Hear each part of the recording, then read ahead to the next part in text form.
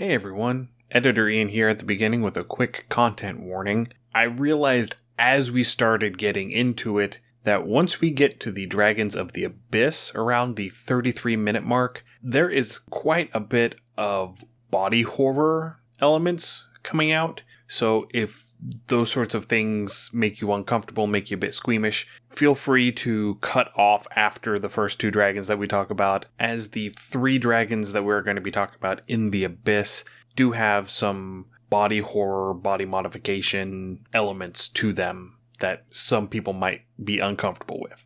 With that out of the way, let's get into the episode proper.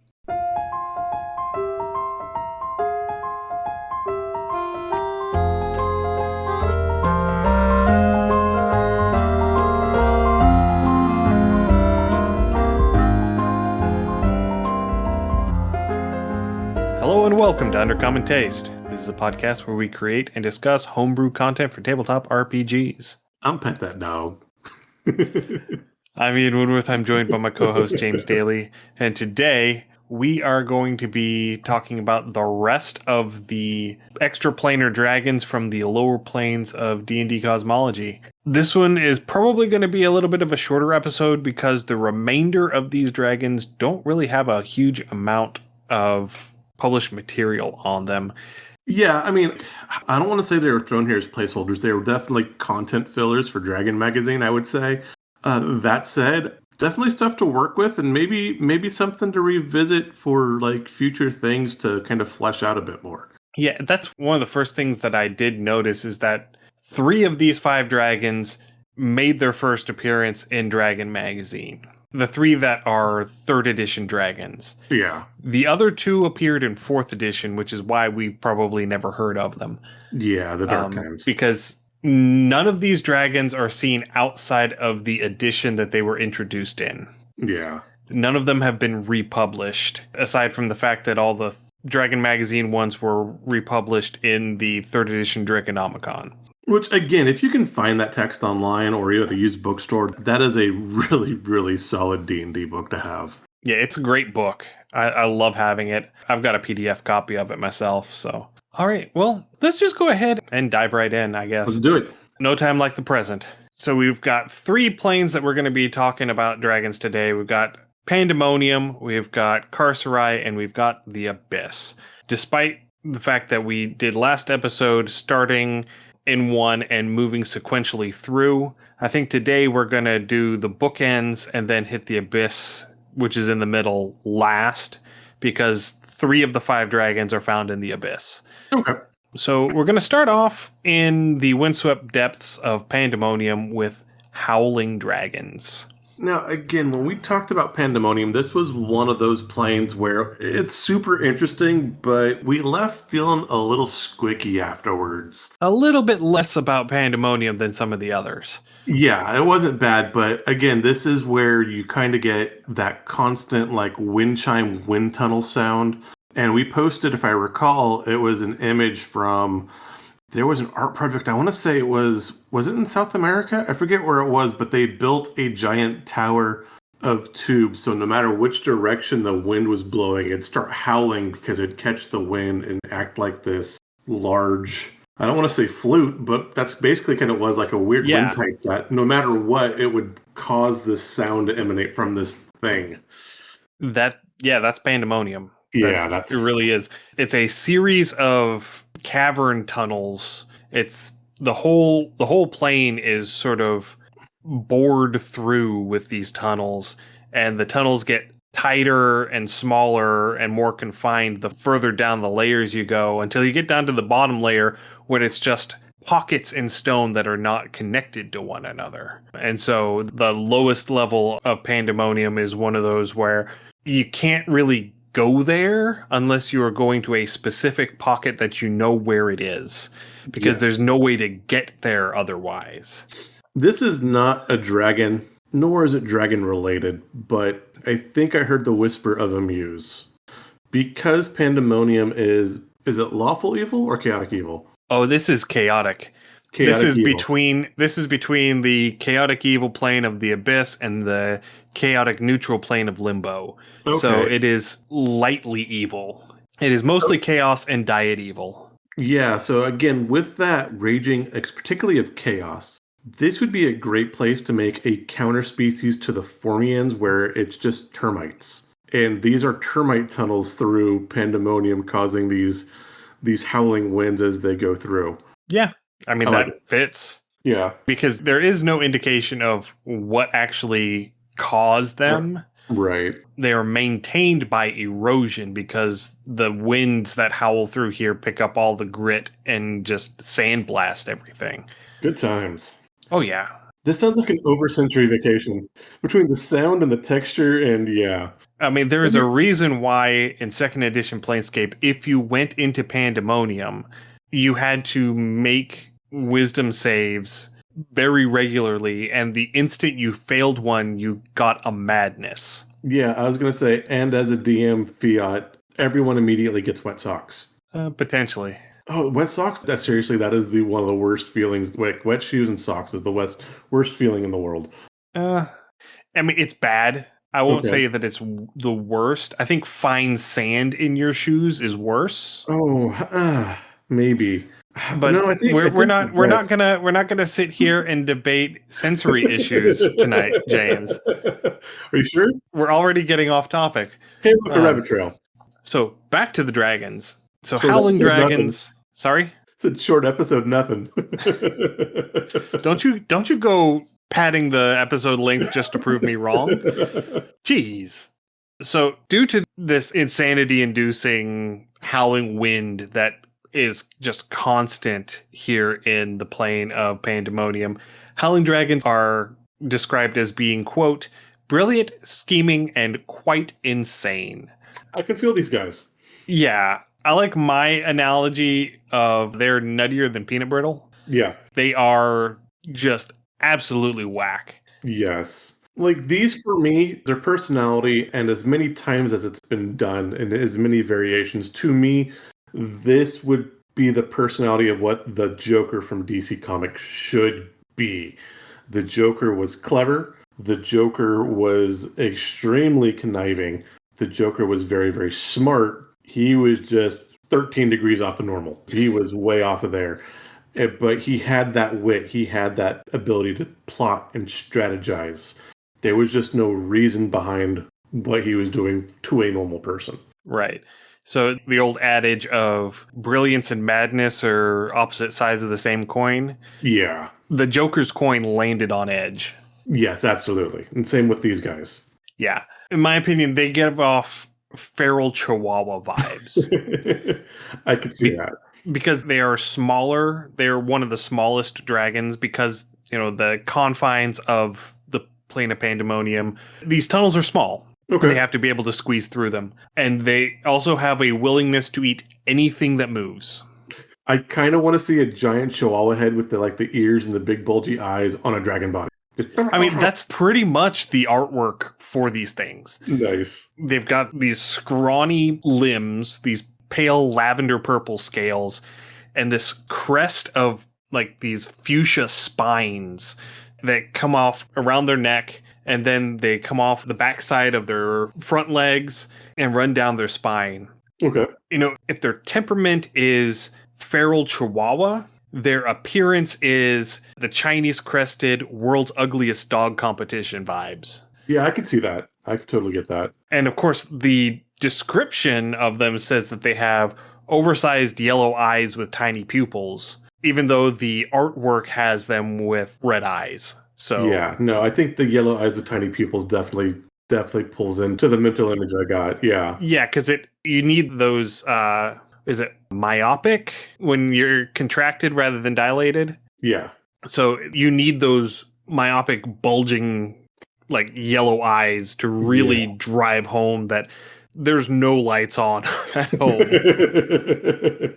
But going back to this whole willingness to eat anything that moves, really, that applies. They will even eat undead and constructs. That's impressive. If it moves, they will try to eat it. I like it. On the flip side, it seems like if it doesn't move, they're not sane enough to realize that it could be food. Okay. And so It's kind of like the thing with koalas. So koalas, if you're going to feed a koala eucalyptus, the leaves have to be on the stick. Okay. Because otherwise their smooth brains are such that they cannot recognize that eucalyptus leaves are food. It has to be in the context of it being on a stick. I did not know that. That's hilarious. Yes. I was thinking more like the scene from Jurassic Park where the guy's trying to stand still because he thinks the T-Rex won't see him because he's not moving. Yeah, but if you were to present a koala with a bowl full of eucalyptus leaves, it would starve to death before it ate them. There we go. Yeah. It just might give you chlamydia. Yeah.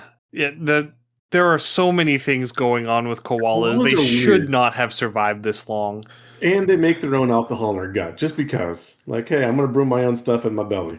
Well, they just about have to because they basically don't have a gut. Yeah. They've basically straight piped their digestive system. Anyway, enough about koalas. We're not here to talk about koalas today. We're not talking about koalas. We're not talking about sensory stuff. Jeez.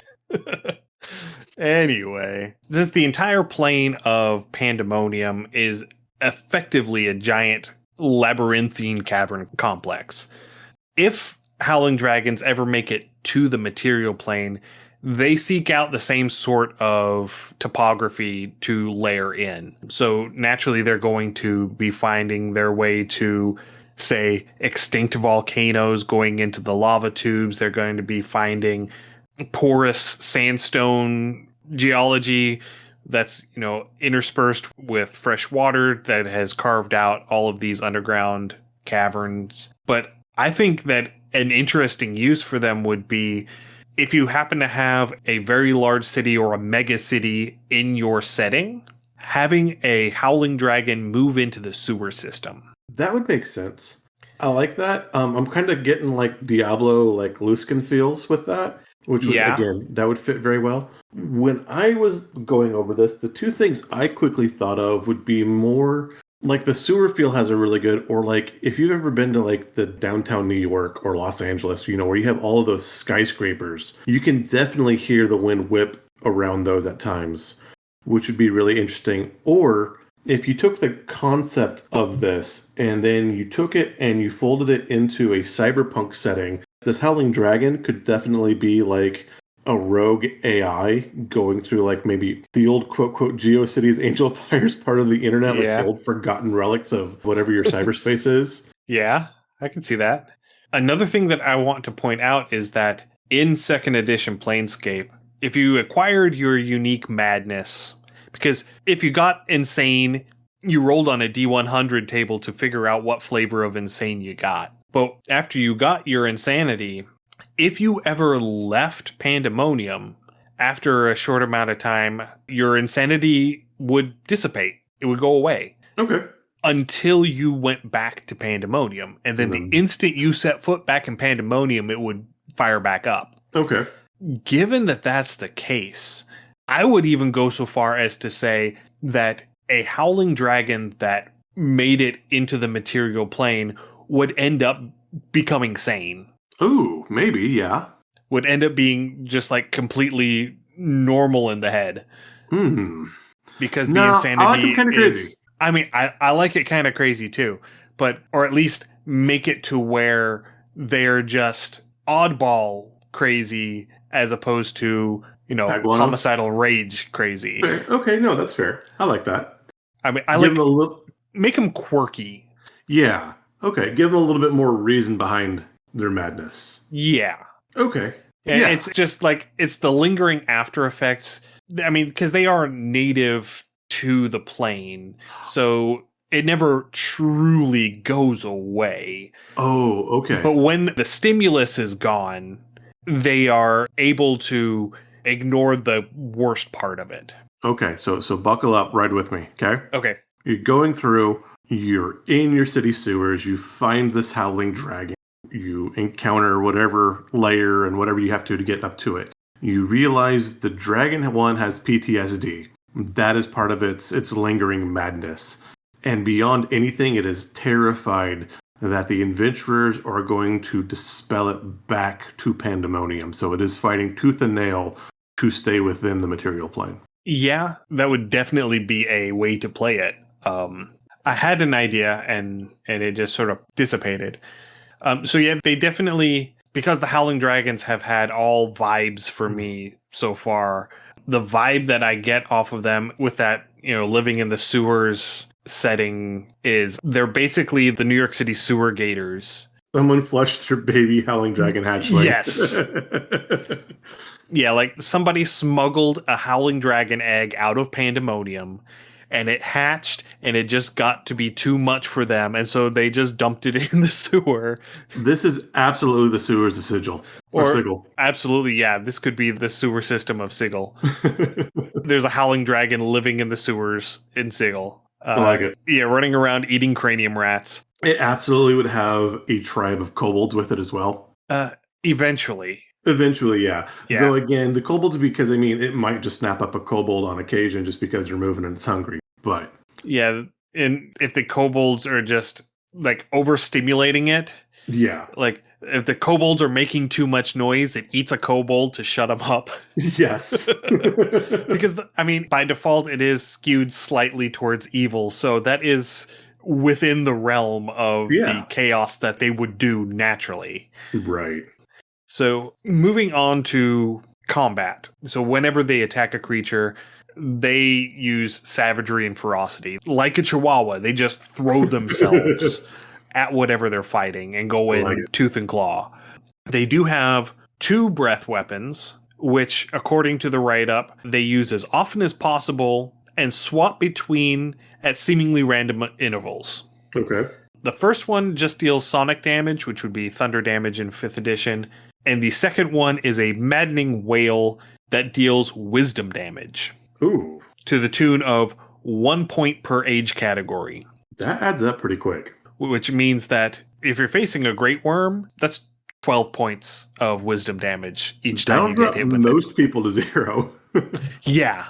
Your clerics and druids might survive 1 hit. Yeah. And still be functional. Barely functional because that's their spellcasting ability. But yeah. Yeah. And so the book actually forgot to give them a range on their breath weapons by default, because I don't think that they were expecting you to ever encounter them outside of Pandemonium. Okay. But within Pandemonium, the range is reduced to a 10-foot cone. Because of the howling winds, you're basically deaf to everything around you. You have to get right up next to somebody and shout at them in order for them to hear you. Yeah. I would make the maddening wail a 30-foot cone. I would be inclined to do the same with the sonic damage or the thunder damage one. Though you could also argue that could be like a 90-foot line given the surroundings. I'm going to leave it as a cone because it does specify that it's a cone. Okay. I would say that the damaging one is probably double the range of the wisdom damage one. Okay. And then I would just template the distances off of the ranges for other cone breath weapons that other dragons have of the same age category. That's fair. So like if a dragon happens to have a 90-foot cone, then they would have a 90-foot thunder damage cone and a 45-foot maddening wail. Okay. Next up, they also have a number of sonic, wind, and insanity-based spells that they can use as spell-like abilities. They have access to Tasha's Hideous Laughter, Shatter, Confusion, Wind Wall, and Phantasmal Killer, among other things. That last one, oof. Yeah, I think that one is adult or older. Gotcha.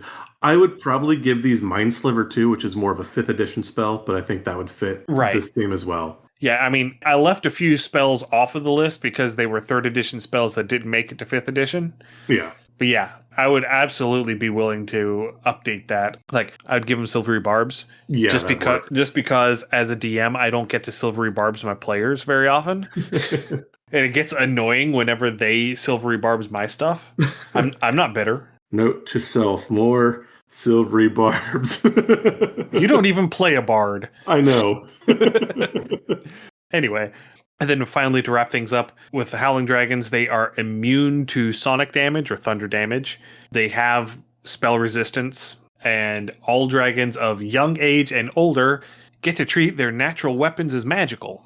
See, I don't know if that's an advantage or not. Again, doing our March Madness, again, the fact that, like fire was natural fire versus magical came through a lot. So it would depend on the situation. But I guess magical attacks, by and large, do better. Well, the verbiage that is used in 3rd edition is they are considered magical for the purposes of overcoming resistances.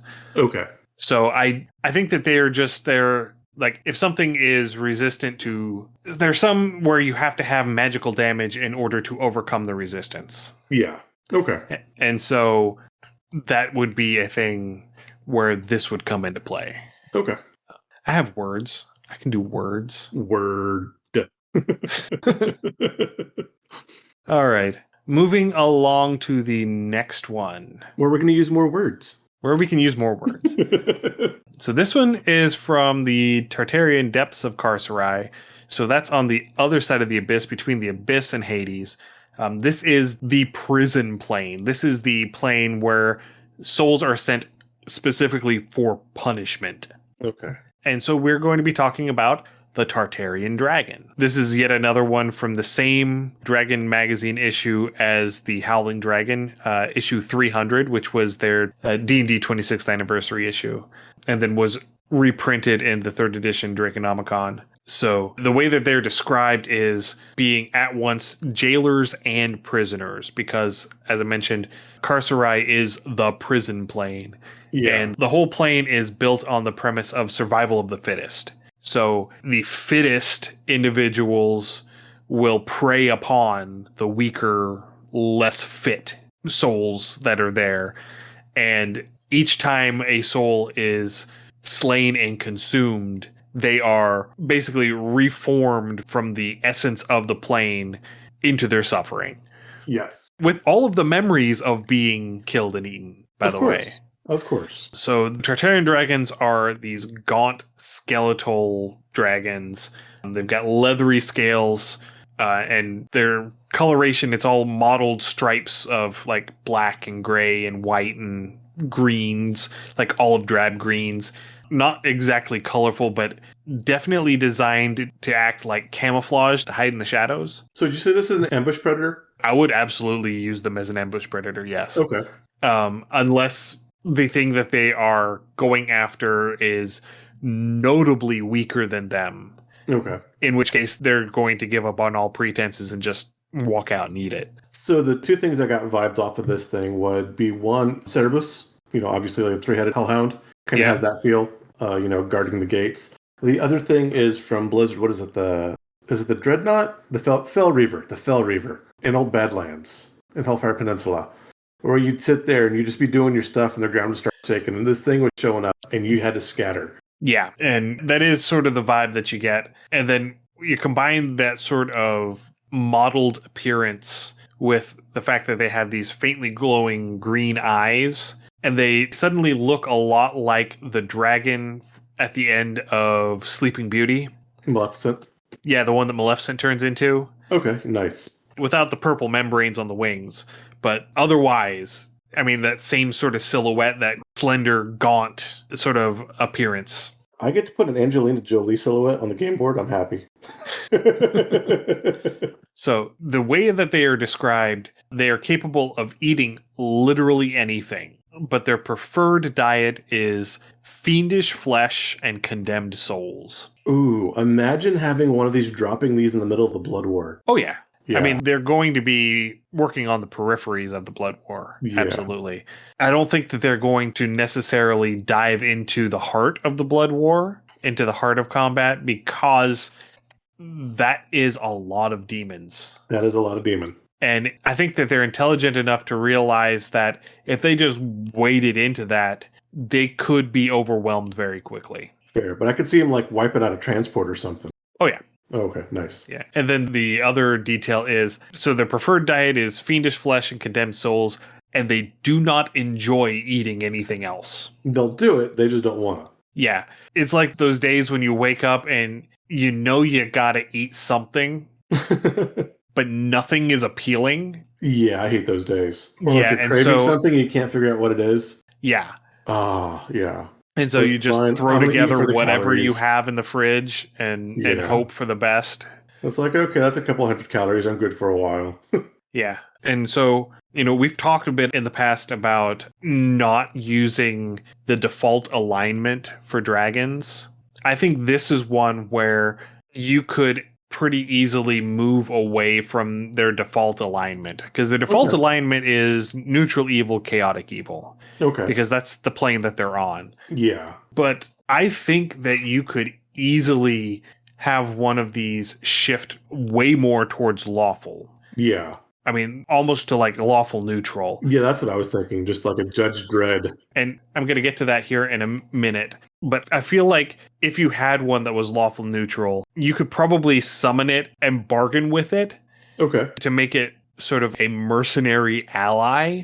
If you were taking on, say, a fiendish cult, like a demon cult or a devil cult. Right. Or say somebody has opened a portal to the Nine Hells, and you just need substantial muscle to just sort of make a huge dent so that you can go and mop up the mess and close the portal. Okay. I can see them being a decent ally that you could make with that, because you're basically inviting them to an all-you-can-eat buffet. Yeah.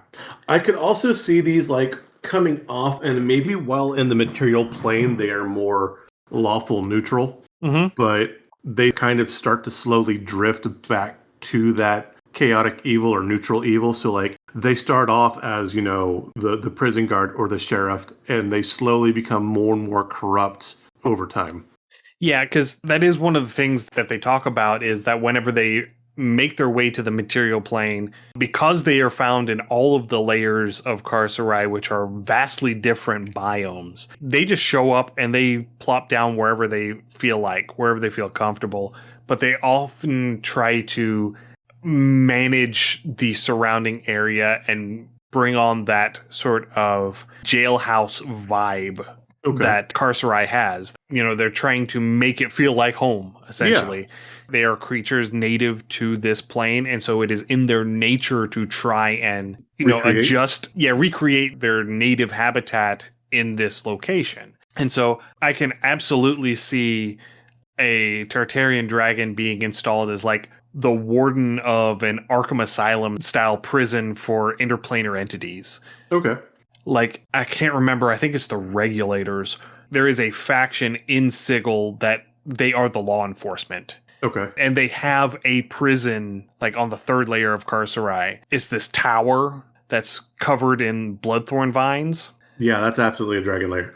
And the only way in and out is through a portal within this faction's headquarters in Sigil. Unless you want to, climb out a window and climb down all of the bloodthorn, which you really don't. Right. Yeah, this thing's definitely sitting in front of that portal, just chilling. Yeah, I can definitely see a Tartarian dragon being made the warden of a prison like that.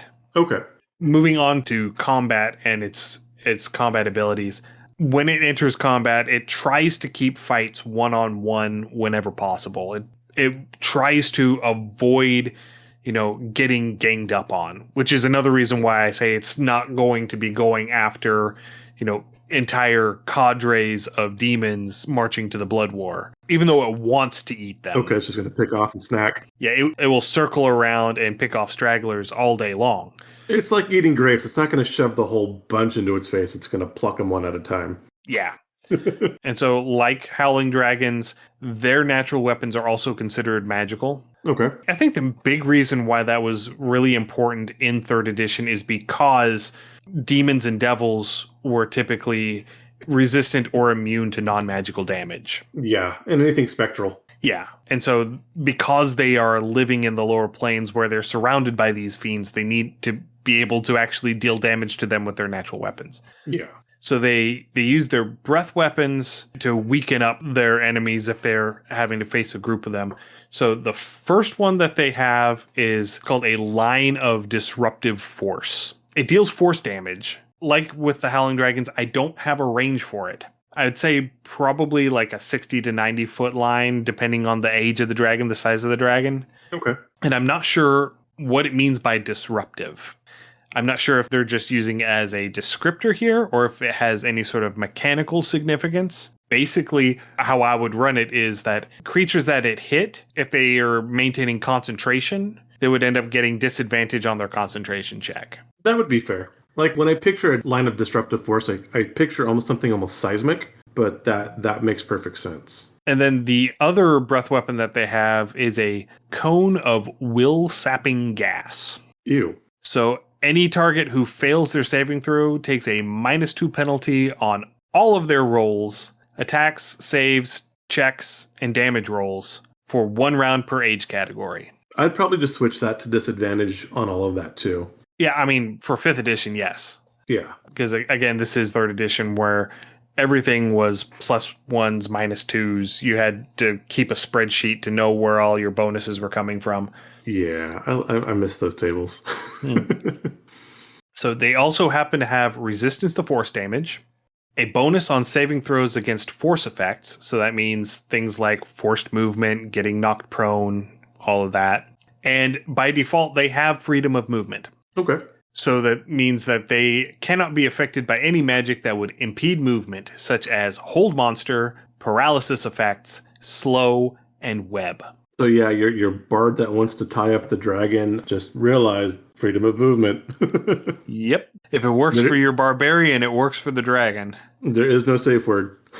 Yeah. Oh, doubly so because additionally they get a bonus to saving throws against charms and other compulsion effects, both magical and mundane. Good times. Yeah, so in 3rd edition it is a +4 bonus because that's the size of all of these bonuses by default. So yeah, that would be they have advantage against charm and compulsion effects. Yeah. And then finally they have a number of other fun force spells, things like Odaluk's Resilient Sphere and Force Cage. Force Cage can be nasty. Yes.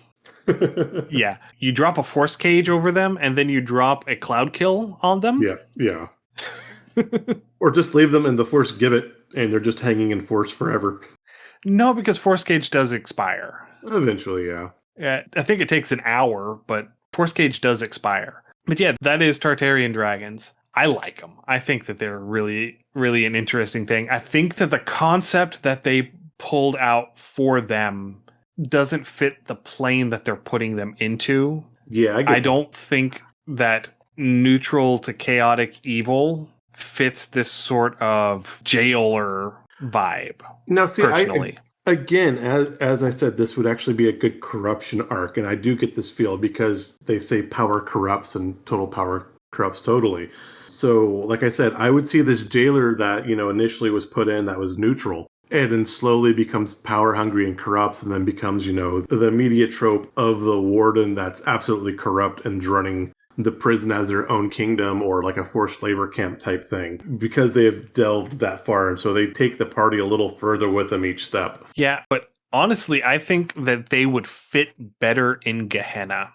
Yeah. Between neutral evil and lawful evil. Absolutely. Yeah. Definitely lawful evil. Yeah, I think that they fit better on that side. Yeah. Personally. No, I agree. So now we move into the Abyss. Like I said, we've got 3 dragons in the Abyss.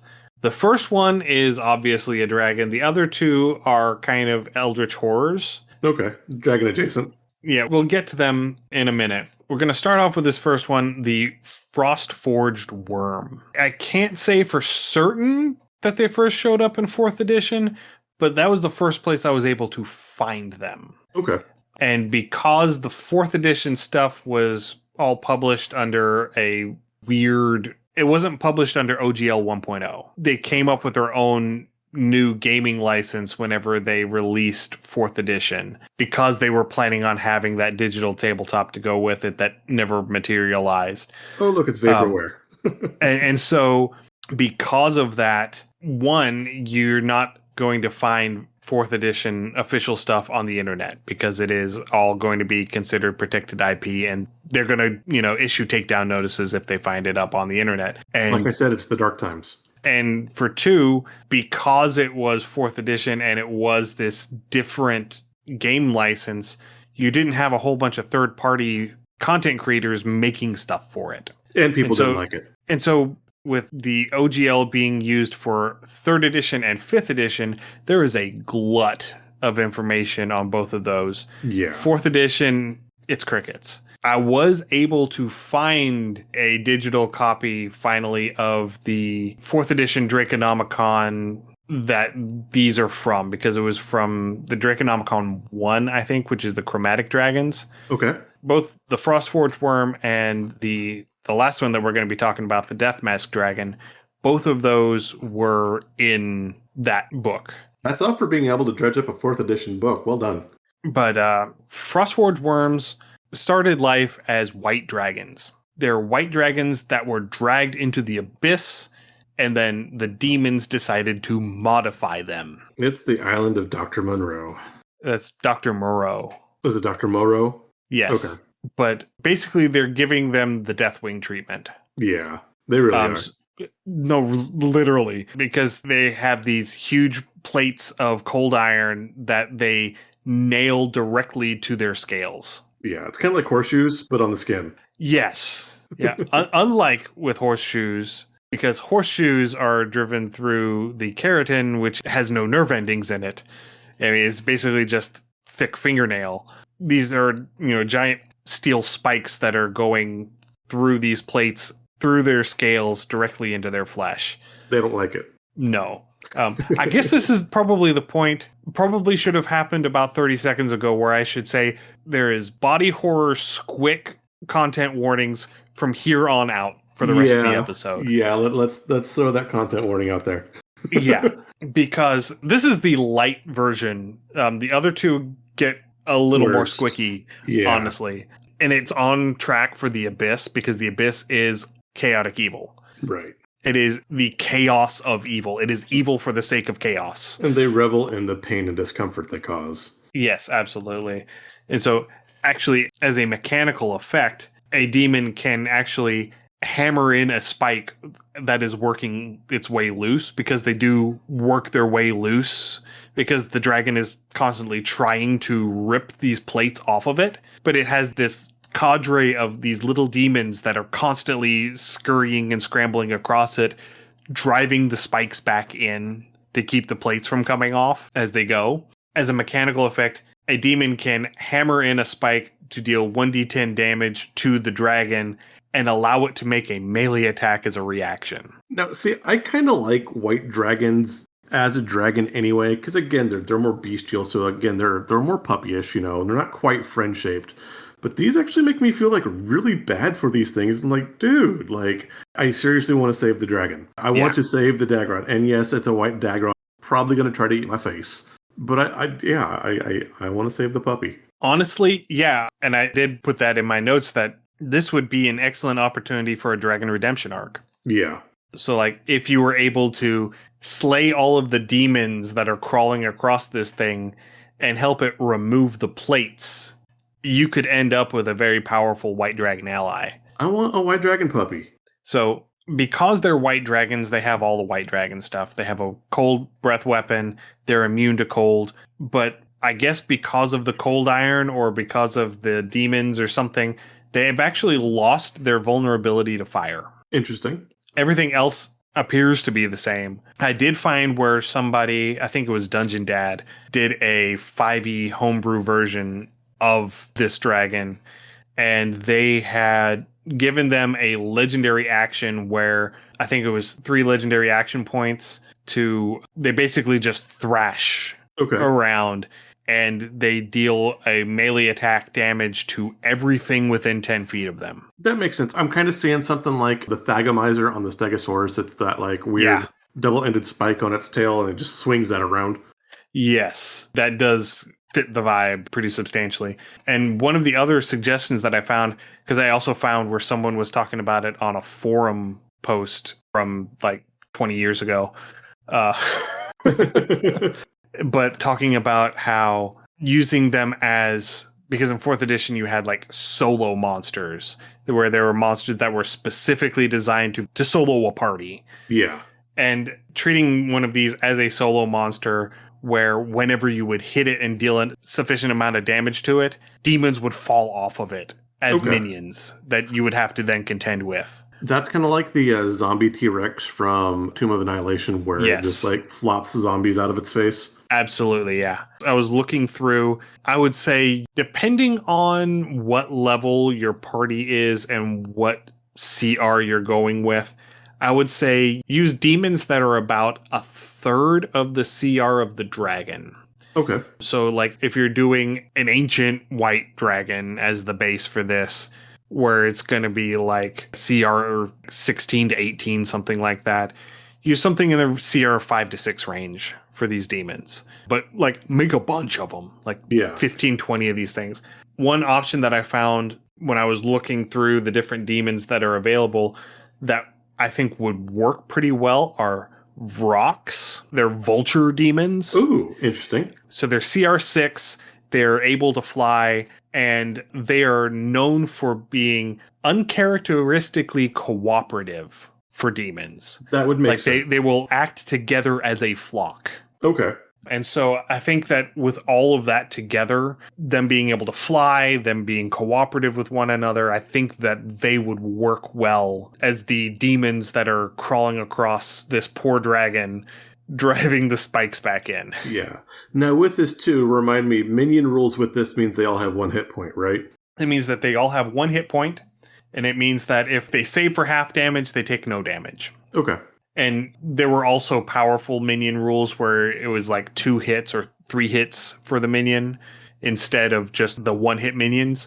Okay. But yeah, predominantly you would scale up their attack and damage bonuses to allow them to remain a threat to the party, but you only give them 1 hit point. I like it. This makes me want to make like a necromancer bard that summons a bunch of minions, so we'll call them 1-hit wonders. Yeah. Okay. That's the end of the Frostforge Worm. Again, I feel bad for that one. I really I want to save the Yes. puppy. I totally want to go in and save the puppy. Yeah. The next one, this is one that did appear in 3rd edition. I think they also appeared in the same 4th edition Draconomicon issue 1 or Draconomicon number 1 or whatever the title is. And these are Chole dragons. Chole. They're cloaca dragons. They might as well be. They first appeared in Dragon issue number 344. There have been a few other dragons that we have talked about that also appeared in that issue. But these are essentially the Eldritch Horror Dragons of the Abyss. Okay. They don't have wings, they have tentacles. Yeah, I kind of like this thing. So they are this black and red mass of tentacles, spines, and poor life choices. Fair. Because they will attack anything on sight. It doesn't matter what it is. It doesn't matter if it's an adventurer, if it is one of the manes, which are like the little CR 1/2 demons. It doesn't matter if it's a demon prince. They see it, they're throwing hands or tentacles. It's a hentai dragon. Yeah, it pretty much. Yeah. And so they always have either 4, 7, 9, or 13 tentacles. Those are weird numbers just to randomly come up with. They are. I'm not sure the significance of that. I'm sure that there's probably a numerology reason behind it, but I don't know what it is. Yeah, I'm kind of curious. So the number of tentacles they have is irrespective of size or age. They never get more tentacles. They never get fewer tentacles. However many tentacles they have when they hatch, that's how many they got. All right. And despite however many tentacles it only has direct control over 2 tentacles at any given time. So does that mean it only purposefully attacks with 2 and the rest attack randomly, or it only can attack with 2? I'm glad you asked, because what that means is that it can choose to exclude up to 2 valid targets in attack range from its attacks. Okay. Everything else it attacks at random. Fair. Just roll the die. And you, and you. So the number of tentacles it has also determines the damaging features of the tentacles. Okay. So if it's got 4 tentacles, they're covered in these bony ridges that deal slashing damage. If they have 7 tentacles, they're covered with needle-like spines and deal piercing damage. If they have 9 tentacles, they have both. Ew. So they deal both slashing and piercing damage. And if they have 13 tentacles, they have, and I quote, thick, pulpy tumors. Yum. And deal bludgeoning damage. Sweet Jesus. Yeah. And so in addition to the spines and tentacles, they also have a number of glowing abyssal runes that just sort of appear on their body in random places. I like it. And every so often, one of them will fade out and then reappear somewhere else on its body. And the number of runes on its body correspond to the number of tentacles it has. So like a 4-tentacle dragon will have 4 runes on it. And regardless of how many runes there are, the runes that are present will never combine to actually spell out a word. Okay. They are gibberish. Interesting. Kind of weird, but okay. I'm not sure why they decided on that particular detail, but they decided on that particular detail. Next up, they are mute. They are incapable of speech. They are incapable of making any mouth sounds, including like roars. So it's just a giant, violent puddle of tentacly good pudding. Yeah. Okay, this is weird. This is kind of weird. Kind of like it, but it's kind of weird. So they have one breath weapon, only one, and it is a cloud of poisonous insanity vapors. Ooh. So if the target fails their con save, fort save in 3rd edition, they take wisdom and charisma damage. Ooh, we get the double dip. It starts off with wormlings at 1d2 damage and goes all the way up to great worms at 4d6. Yeah, that's 24 points of constitution or wisdom and charisma damage. Yeah. You're cooked. Yeah, that's 14 on average. Yeah, you're cooked. And because it was 3rd edition, if you failed your initial save, you had to make another save 1 minute later or you suffered the effects again. Oh, God, 3rd edition was brutal. I love it. It was. And so there was a homebrew that I found. This is not included in the original stat block, but there was a homebrew that I found that said that the only way to cure this poison was to drink the blood of the Chol dragon that poisoned you. Okay. So do with that what you will. Yeah, I mean, you could poke and then lick the knife. Maybe. Assuming that that's enough blood. Right. I mean, this is the abyss we're talking about. You have to drink the whole dragon. Yeah, you have to full on carry this thing. Bottoms up. Yeah. But it's a 20-foot by 20-foot monster. Start chugging. Mama didn't raise no quitter. So, yeah, those are troll dragons. I think that they decided that they needed something cool for a game, and they decided to, just throw all of these things together, because in the lore, they're like, yeah, they exist on this one particular layer of the abyss. We don't know if they make hordes and stuff, because nobody who goes in there comes out sane, if they come out at all. Fair. And then the last one we have the Death Mask Dragon. It's a bleach dragon. Not quite. Oh, okay. So they were also found in the 4th edition Draconomicon Chromatic Dragons. Unfortunately, they didn't actually include any artwork for it. You're not dissuading me that it's a bleach dragon. So they supposedly look a little bit like a purple dragon, so the deep dragons that we talked about like a few dragon episodes ago. But kind of if you crossed it with a Bahir. So that long, skinny danger noodle with a whole bunch of extra legs. Yeah. Except that they have a lot of extra legs. Again, not dissuading me from a bleach dragon. So they have these long, slender bodies that are supported by dozens of centipede-like legs. And the legs don't just naturally grow from the body. Instead, they punch through the flesh. They burst out of the flesh, and they leave this black ichor behind whenever they walk around. And they have squeaky. Yeah, I told you these are. Yeah, that's body horror, man. Yeah, it gets worse. I'm gonna make it quick, but it gets worse. They have these tiny black wings that look too small to actually get it airborne, but it is able to use them to fly completely normally. Because of course it does. It's not the size that counts. And it feels like it was the thematic successor to the Gloom Dragon. That's the one that makes the tombstones, right? Yes, actually, I Yeah. think it was the With the one in bird beak? Hades. Yeah. Gloom Dragon's kind of badass. Let me look at my notes. Yes, Gloom Dragon, which was also in Dragon 344. So the same as the Chol Dragon. But it feels like it was the thematic successor to that because I don't think the Gloom Dragon made it into that Draconomicon, or if it did, I wasn't looking for it, so I didn't find it. But each time it slays a living creature, it devours the creature's essence and incorporates it into its body. Ooh. Now, jumping back to the Gloom Dragon real quick, I had said then it kind of reminds me of the Sketis, but I was finally able to remember what it reminded me of actually. And if you ever play Slay the Spire, it is one of the optional bosses of the third level. They have something that looks very similar to that Gloom Dragon. Yeah. And I think you meant Skeksis. Skeksis, yeah.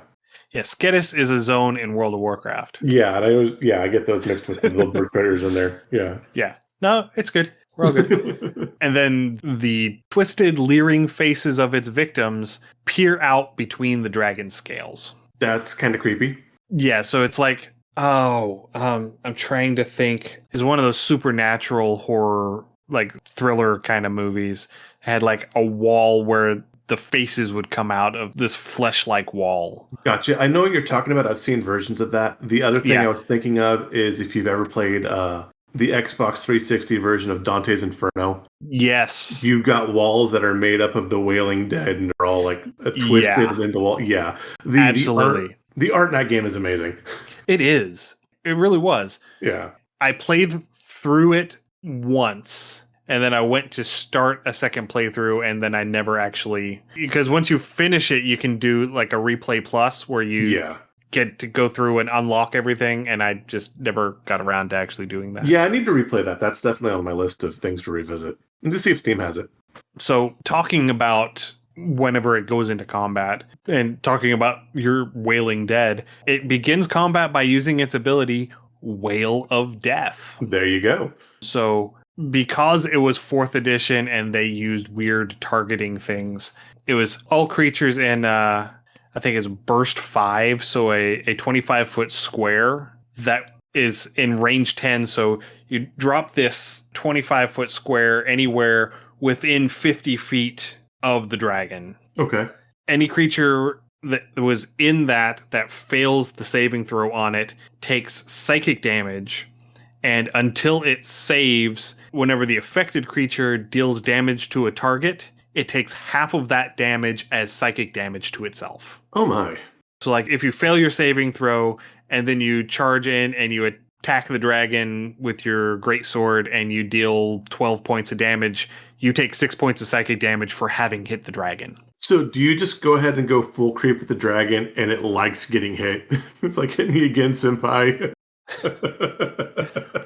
I mean, you could play it like that. Yeah, that would be... I mean, if we're going to go squick, let's go full squick. Because it does also have the ability Mask of Dread, which basically every turn it is able to target one of the creatures that maybe was outside of the range or resisted the Wail of Death. It gets to just target one creature and say, yeah, until my next turn, you take half psychic damage anytime you hit something. Okay. No save. It just does it. Just does it. Yeah, that's... yeah. Oh, God, I can make that so creepy and wrong and terrible, and there's so much wrong with this. Yeah. This isn't going to be found in the Human Centipede. This is what this was.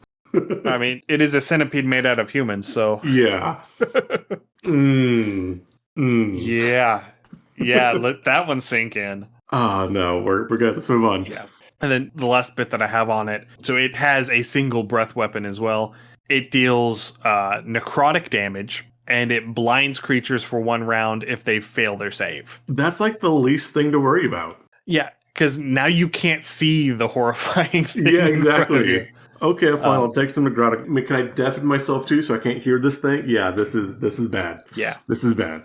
Yeah, just given the nature of both the Death Mask and the Chol Dragons, I don't have any use for them outside of the Abyss. Yeah. They can keep their happy asses in the Abyss where they belong. They can stay there away from me. Yeah, absolutely. Yeah, so that's the end of what I have for today. So all right, we made it. We Wasn't absolutely necessarily. did. Well, it was a little bit of a shorter episode. We Yeah, a can little we can bit. do some more rabbit trails. It's fine. Yeah, we'll see how far it knocks down whenever I edit it. But yeah, I mean, raw audio is about an hour 15, so Yeah. we'll see how much it compresses down. We'll Probably see 45. how many of the rabbit trails I edit out to get it under an hour. All of them. 10 minutes later. Right. But yeah, so that's this batch of dragons. I think the next batch of the Extraplanar dragons. Do you want to go chaos side or law side on the upper planes? You know what my response is going to be.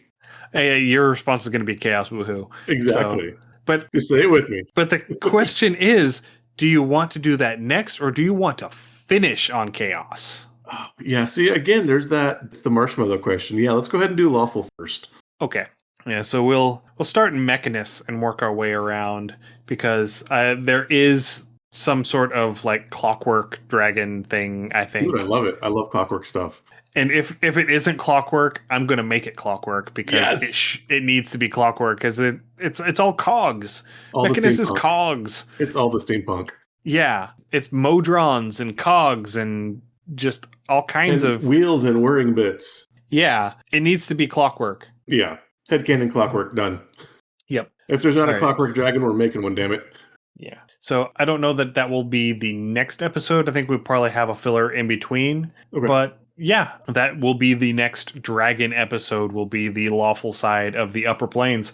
And I think that wraps us up for today. So thank you everyone for listening. If you have any comments, suggestions, or ideas, please send us an email undercommontaste@gmail.com, or come and join us on our Discord. You can find a link to the Discord as well as all of our currently unused social media.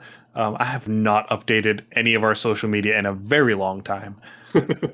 But you can find links to all of them anyway, as well as our Patreon and our itch page, undercommontaste.itch.io, through our website, undercommontaste.com. If this is your first time listening, we're very glad you found us. You can find our other episodes on podcatcher of choice. Just search Undercommon Taste.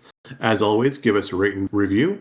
And also, you can join me on Tuesdays and Wednesdays on twitch.tv/undercommentaste, where I will be resuming our gaming adventures. We are going to finish up Darkest Dungeon and continue our adventure into Neverwinter Nights. Stay safe, everyone, and we will see you again in 2 weeks. Happy gaming. Thanks for joining us for another episode of Undercommon Taste. Our theme song is Massacre Anne, written and performed by Mary Kroll and used with permission. You can find Mary online at marykroll.bandcamp.com or on Patreon at patreon.com/Dr. Mary C. Kroll. Our logo is by David Sutherland. You can find more of David's work on deviantart.com/David Sutherland or on instagram.com/Willex_73. We'll be back in 2 weeks, so stay safe and we'll see you then.